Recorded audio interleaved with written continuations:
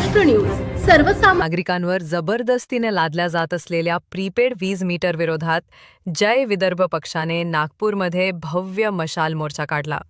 अरुण केदार यांच्या नेतृत्वात काढण्यात आलेल्या या आंदोलनात प्रचंड जनसमुदाय सहभागी झाला होता। मुख्यमंत्री स्वतः ऊर्जामंत्री असताना विधानसभेत प्रीपेड मीटर फक्त उद्योगांसाठी असतील असे सांगितले होते। मात्र आता तेच मीटर सामान्य नागरिकांवर लादले जात असून वीज बिल 4 पट वाढल्याचा आरोप करण्यात आला। प्रीपेड हटाव, जनता वाचवा अशा घोषणा देत जनतेने संताप व्यक्त केला। आर्थिक अन्यायाविरोधात आवाज बुलंद करत प्रीपेड मीटर हटवण्याची जोरदार मागणी करण्यात आली।